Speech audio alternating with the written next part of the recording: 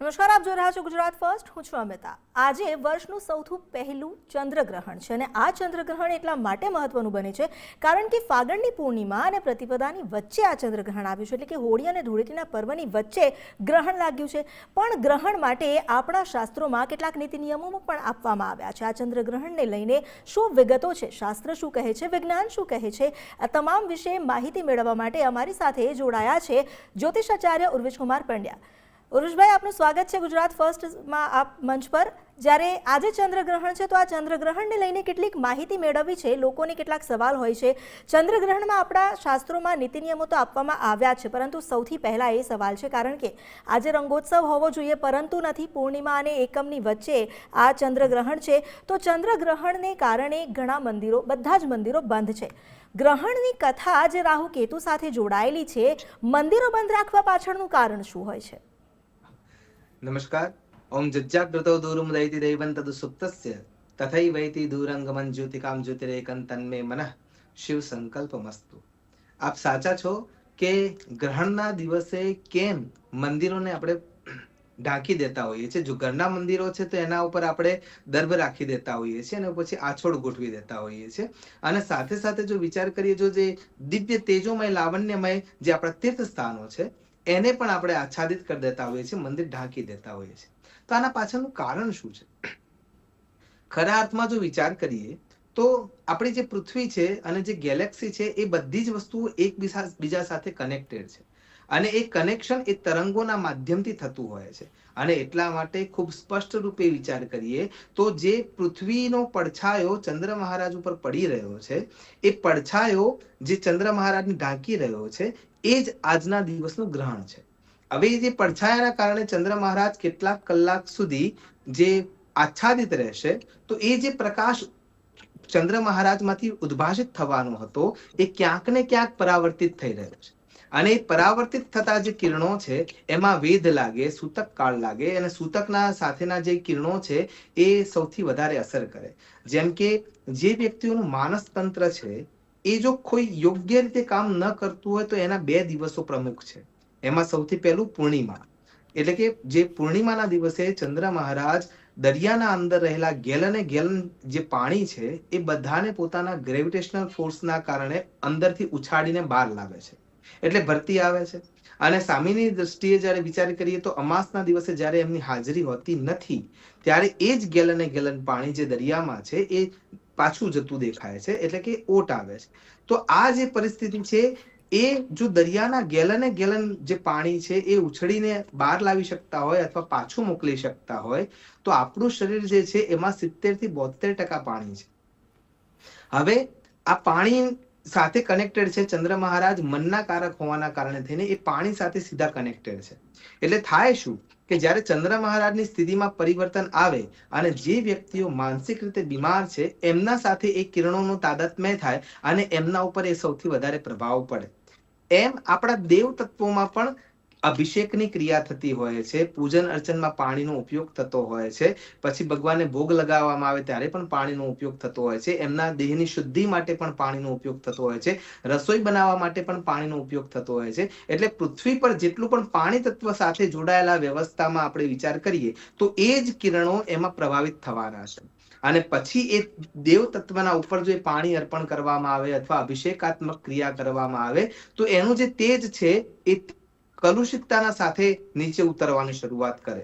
એવું ના થઈ શકે. દિવ્યતા સાથે જે પ્રાણ પ્રતિષ્ઠિત થયેલી જે મૂર્તિઓ છે એ જ પ્રમાણેની સ્થિતિમાં રહી શકે અને એ પંચમહાભૂતોનું જે બેલેન્સ છે એ પણ એ જ રીતે રહી શકે. એટલા કારણે થઈને આજના દિવસમાં અથવા કોઈ પણ ગ્રહણના દિવસમાં એ દેવ તત્વોને આચ્છાદિત કરી દેવામાં આવતું હોય છે. પૃથ્વી પરથી એવા કેટલાય તત્વો છે કે જે તત્વો અલગ અલગ પ્લેનેટ સાથે જોડાયેલા છે. જેમ કે આપણે શ્રાદ્ધાદિક કર્મ કરીએ તો એમાં જ્યારે તમે દૂધ દ્વારા, પાણી દ્વારા, સુવર્ણ એટલે કે સોના દ્વારા, પછી દર્ભ દ્વારા એટલે કે ડાબ દ્વારા જ્યારે તમે તલ અને જવનો ઉપયોગ કરો છો તો આ બધાના અંદરથી જે પ્રસ્ફારિત થતા જે સૂક્ષ્મ કિરણો છે એ બધા જ પિતૃલોક સુધી, ભૂલોક, ભવલોક, સ્વલોક, મહાલોક, જનલોક, તપલોક, સત્યલોક, આ બધા લોક સુધી ક્યાંક ને ક્યાંક કનેક્ટેડ છે. અને આ સૂક્ષ્મ વિજ્ઞાન પણ છે જે ધર્મ સાથે જોડાયેલું છે. એટલે ઘટના શું થાય કે જ્યારે તમે એ વસ્તુનો ઉપયોગ કરો અને એનાથી, જેમ કે ડાબ દ્વારા આજે દિવ્ય મૂર્તિઓને આચ્છાદિત કરવામાં આવે, તો એ ડાબ છે એને એ જે કલુષિત જે સૂતક સાથે જોડાયેલા કિરણો છે એ મંદિરને જ્યારે સ્પર્શે છે તો એ તરત જ પાછા ફરી જાય છે. અને એટલા માટે થઈને આપણા ધર્મશાસ્ત્રોમાં આવું સ્પષ્ટ રૂપે કહ્યું છે કે જે ભગવાન વિષ્ણુ નારાયણના રોમકૂપમાંથી ઉત્પન્ન થયેલા દર્ભ છે એના થકી આછોડ કરી અને કોઈ પણ દેવસ્થાનને ઢાંકી રાખવામાં આવે છે કે જેથી કરીને એ કલુષિત જે વિચારો સાથેના અથવા કોઈ મેલ જે ઉતરી રહ્યો છે, સૂતક પ્રવૃત્તિ નીકળી રહી છે, એ મંદિરના દિવ્ય તેજને નુકસાન ના કરી શકે. એટલા માટે મંદિરોને બંધ કરી દેવામાં આવે છે. આ થયું વૈજ્ઞાનિક કારણ. ધર્મની દ્રષ્ટિએ જો વિચાર કરીએ તો ધર્મ એવું સ્પષ્ટ રૂપે સમજાવે છે કે કોઈ પણ ગ્રહણ થતું હોય એમાં રાહુ અને કેતુ જે તે ગ્રહ પર હાવી થઈ રહ્યા છે. હવે કોઈ પણ નકારાત્મક ઉર્જા કોઈ હકારાત્મક ઉર્જાને કોઈક સમય માટે ઢાંકી રહી છે. જેમ કે સૂર્યનારાયણ છે, એના આગળ જો વાદળો આવી જશે તો થોડીક સમય માટે એ સૂર્યનારાયણનો પ્રકાશ ધરતીને નહીં મળે, પણ એનો અર્થ એવો નથી થઈ રહ્યો કે સૂર્યનારાયણ સંપૂર્ણપણે નાશ પામી રહ્યા છે. ના, એના વચ્ચે આવેલો એક આડબંધ છે, એક થોડાક સમય માટે આવી રહ્યો છે, એ પ્રકૃતિના કેટલાક નિયમોના આધારે આવી રહ્યો છે. તો એ ધર્મ શું સમજાવે છે? ધર્મ એવું સમજાવે છે કે જે નકારાત્મક ઉર્જા વધી રહી હોય એ સમયે જપ કર્મ દ્વારા, પૂજા કર્મ દ્વારા, અને પૂજામાં પણ કેવલ નામ સ્મરણ દ્વારા તમે પુણ્ય જે એકત્ર કરો છો, જપ સંખ્યા દ્વારા તમે જે બળ, ઓરા અને તેજ જે એકત્ર કરો છો મંત્રની શક્તિ દ્વારા, એ શક્તિ તમે હવામાં પાછી આપી રહ્યા છો શબ્દોના માધ્યમથી, તમારા સ્મરણના તરંગોના માધ્યમથી. અને એ હકારાત્મક ઉર્જા એ સીધી એ જે કલુષિતતા છે, નકારાત્મકતા છે, એનો નાશ કરવા માટે પર્યાપ્ત છે. એટલે કે દેવ તત્વ દ્વારા શક્તિ જે સંપન્નતા મેળવવાની છે એ તમારા સહયોગથી, જપ સંખ્યાના સહયોગથી તમે દેવ તત્વને પોતાની જાતને શુદ્ધ કરવા માટે મદદ કરી રહ્યા છો. એટલા માટે શાસ્ત્રોમાં એવું લખ્યું છે કે ગ્રહણ કાળ દરમિયાન જપ કર્મ કરવાથી એનું અનેક ગણું ફળ આપણને મળતું હોય છે. તો ધર્મની દ્રષ્ટિએ વિચાર કરીએ અથવા વિજ્ઞાનની દ્રષ્ટિએ વિચાર કરીએ તો બંનેમાં એ સામ્યતા છે જ કે આપણે આપણા થકી આ સમયે ઉર્જાને પ્રસ્ફારિત કરવાની છે. અને એ ઉર્જાના તરંગો જ્યારે પ્રસ્ફુરિત થઈ રહ્યા છે એ વાતાવરણને શુદ્ધ કરવામાં મદદ થાય છે. અને એટલા માટે દેવ તત્વને આપણે ઢાંકી રાખીએ છીએ કે કોઈ નકારાત્મક ઉર્જા એને સ્પર્શ ના કરી શકે. અને આપણા અંદર રહેલું જે શિવ તત્વ છે એ જીવ રૂપે વારે વારે મંત્રો થકી એ ઉર્જાને પ્રસ્ફારિત કરશે અને પછી એ વાતાવરણમાં ભળશે, તો જેના થકી નકારાત્મક ઉર્જા નાશ પામશે અને હકારાત્મક ઉર્જા મળશે. એટલા માટે કે રાહુ દ્વારા જે ગ્રસિત થવાનો જે સમય છે એમાં આપણે ચંદ્ર મહારાજને ભગવાન સાંબ સદાશિવ અથવા ભગવાન વિષ્ણુ નારાયણના જપ કર્મ કરી અને એ ઉર્જા આપીએ તો એ ઉર્જાના કારણે થઈને એ વધારે શુદ્ધ થઈને પાછા મળી શકે છે. આના કારણે થઈને આપણે દેવ તત્વોને બંધ રાખીએ છીએ, મંદિરોને બંધ રાખીએ છીએ, ગર્ભગૃહને સાચવીએ છીએ. ઉર્વેશભાઈ, એ તો ખ્યાલ આવ્યો કે મંદિરો અને ઘરના મંદિરોને આપણે બંધ રાખીએ છીએ એનું કારણ શું છે, પરંતુ એક બીજો સવાલ એવો પણ થાય, કારણ કે સૂતક કાળ એ સૌથી મહત્વનો છે ગ્રહણમાં. હવે જ્યારે સૂતક કાળની વાત કરીએ તો ગ્રહણ આજની જ વાત કરીએ તો ગ્રહણ તો 3:21 લાગશે અને 6:47 પૂર્ણ થશે, પરંતુ સૂતક કાળ સવારથી લાગી ગયો છે. તો આટલા લાંબા સૂતક કાળની પાછળનો શું તર્ક? સાચી વાત છે. તર્ક કરતા પણ વિચાર કરીએ છીએ ત્યારે આપણને પૂરેપૂરો અર્થ મળી જાય છે. કોઈ પણ ઘટના બહુ સામાન્ય રીતે થતી નથી, અને આ તો ભૌગોલિક દ્રષ્ટિએ થતી ઘટના છે, ખગોળીય ઘટના છે. એટલા માટે શું થાય કે માનો કે તમે કોઈ પણ એક બાળક છે એ દડાને હાથમાં લઈને પૂરેપૂરા તાકાતથી જો ફેંકવાનો પ્રયત્ન કરશે તો પણ એના આગળ જે ધ્વનિના કિરણો છે, વાયુના કિરણો છે, એ ઘસાઈને આગળ વધી રહ્યા છે.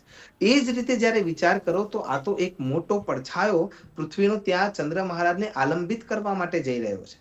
તો આ ઘટના જ્યારે નિકટ થવા માટે તૈયારી બતાવી રહી છે, જેમ જેમ એ ઘટના આગળ વધી રહી છે એ પૂર્વે કેટલા પણ વાયુમંડળના અંદર પરિવર્તનો આવવાના છે. એમાં કેટલા પણ ગેસ જે કુદરતી રીતે ત્યાંથી નીકળતા હોય છે, ચંદ્ર મહારાજમાંથી, સૂર્યનારાયણમાંથી, આપણી પૃથ્વીમાંથી, અને આપણા પ્રદૂષણના કારણે પણ જે પણ ગેસ બનતા હોય છે એ બધાનું એક વાયુમંડળ તૈયાર થાય છે. અને એ વાયુમંડળ પણ ત્યાં ક્યાંક ને ક્યાંક તો ફોર્સ આપી જ રહ્યો છે. એટલે આજે સૂક્ષ્મ વિજ્ઞાન આપણને એવું સમજાવશે કે જ્યારે સૂતક કાળ કેમ 9 કલાક પહેલાથી શરૂ થાય છે.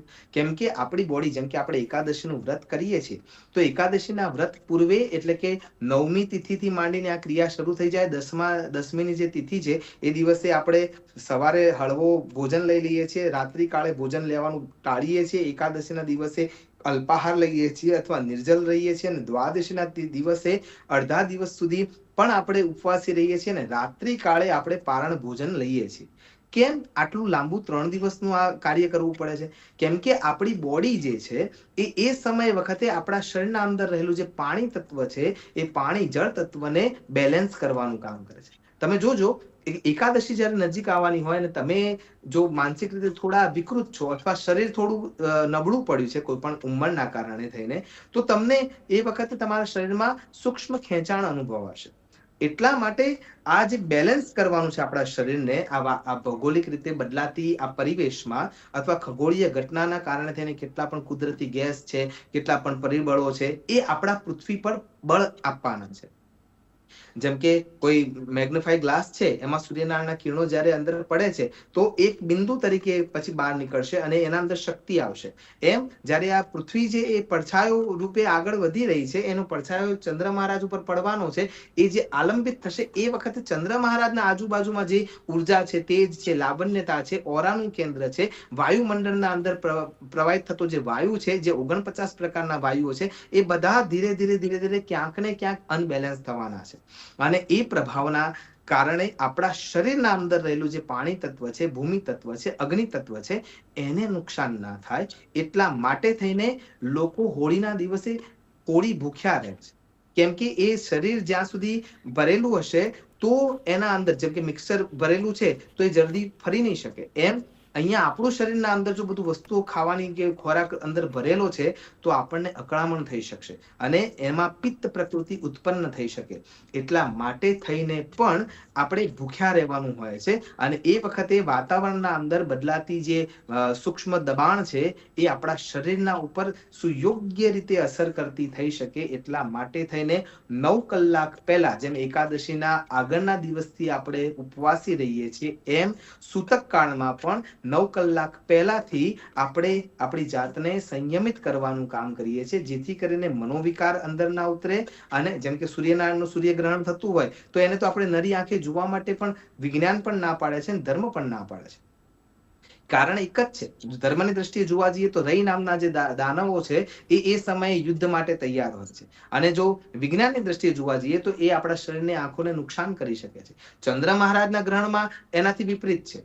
ચંદ્ર મહારાજનું જ્યારે ગ્રહણ થઈ રહ્યું છે તો એ સમયે એ ઉર્જા છે એ સૌમ્યતાના સાથે છે, પણ પ્રવાહ સાથે છે, એક પ્રબળ શક્તિ સાથે છે. અને એ પ્રબળ શક્તિ આપણા શરીરના અંદર રહેલા 114 જે ચક્રો છે એને નુકસાન ન કરી જાય. એટલા માટે સૂતક કાળની શરૂઆતથી જ આપણે પેટને વધારે ખોરાક આપતા નથી, અલ્પાહારી રહીએ છીએ. દવા લેવાની હોય તો જ એ દ્રવ્યને લઈએ છીએ, અથવા પાણીને પણ લેતા નથી, કેમ કે વાતાવરણમાં દરેક જગ્યાએ એ કિરણો ફેલાયેલા છે. એટલા કારણે થઈને આ સમયે સૂતક કાળની શરૂઆત થાય ત્યારથી માંડીને જ્યાં સુધી વેદ જોડાય નહીં અને જ્યાં સુધી એ પૂર્ણ ના થઈ જાય, જે કાળનો સમય છે એ પૂર્ણ ના થઈ જાય, ગ્રહણનો જે સમય છે એ ખરેખર પૂર્ણ ના થઈ જાય, ત્યાં સુધી આપણે ભોજન અથવા પાણીનો એક પદાર્થ પણ શરીરના અંદર જવા દેતા નથી. કેમ કે અંદરના જે 7 ધાતુઓ છે શરીરની, એ પણ એક આકર્ષણ અને અપાકર્ષણ અનુભવે છે. એટલા માટે આ ક્રિયા કરવી ખૂબ જરૂરી થઈ જાય છે. અહીં સૂતકકાળમાં આપે જે જણાવ્યું કે શું કરવું શું ન કરવું, એમાં ગર્ભવતી મહિલાઓ માટે થોડા વિશેષ નિયમો પણ જાહેર કરવામાં આવેલા છે. શાસ્ત્ર પણ કહે છે કે ગર્ભવતી મહિલાઓએ ખાસ ધ્યાન રાખવું. કેવી રીતે ધ્યાન રાખવું અને શા માટે ધ્યાન રાખવું? જી, ખૂબ સરસ પ્રશ્ન છે. 2 જીવાતી એક સાથે જોડાયેલી છે, એટલે કે દીકરી જે ગર્ભવતી થઈ છે, કે માતા બહેન જે ગર્ભવતી થયા છે, એ એના અંદર પણ એક જીવ જન્મી રહ્યો છે, એ પણ અંદર જીવી રહ્યો છે. હવે એ જીવને આ પ્રેશર એના માટે તદ્દન નવું છે. અને એટલા માટે જેમ હમણાં કહ્યું એ પ્રમાણે બેન દીકરીઓએ જે ગર્ભ અવસ્થાને ધારણ કરીને બેઠા છે, એમને સાચવવું ખૂબ જરૂરી થઈ જાય છે. એમાં સાચવવાના પહેલા ઉપાય સમજી લઈએ કે જે કોઈ પણ બેન દીકરી છે જે ગર્ભાવસ્થાને ધારણ કર્યા છે, એમને સૌથી પહેલા ઘરમાં રહેવું જોઈએ. ભગવાન વિષ્ણુ નારાયણના શરીરના રોમકૂપમાંથી જે જન્મેલો દર્ભ છે, ડાભ છે, એને કમળના ભાગ પર રાખવો જોઈએ. સતત ભગવાન શ્રીમન નારાયણ અથવા આરાધ્ય દેવનું સ્મરણ કરતા રહેવું જોઈએ. જ્યાં સુધી જે વેદ પૂરો ના થાય અથવા સૂતક કાળ પૂરું ના થાય અથવા ગ્રહણ પૂર્ણ ના થાય ત્યાં સુધી એમને ઘરમાંથી બહાર આવવું જોઈએ નહીં. આ કુદરતી રૂપે થતી જે ઘટના છે એનો અવલંબન ક્યાંથી મળી શકે છે? તો ગૌમૂત્ર અને ગૌનું છાણ આ બંને એવી ક્રિયાઓ છે કે જેના થકી આ વ્યવસ્થાને રોકી શકાય છે, માઇલ્ડ કરી શકાય છે. તો જે ગાય માતાનું છાણ છે એ ગાય માતાના છાણને થોડું સૂકવીને ત્યારબાદ એને ઘસીને એમના શરીરના પેટના ભાગે થોડો ભાગ એમને લીંપણ કરી દેવો જોઈએ, જેથી કરીને એ ભાગ છે ને એ સુરક્ષિત થઈ જશે.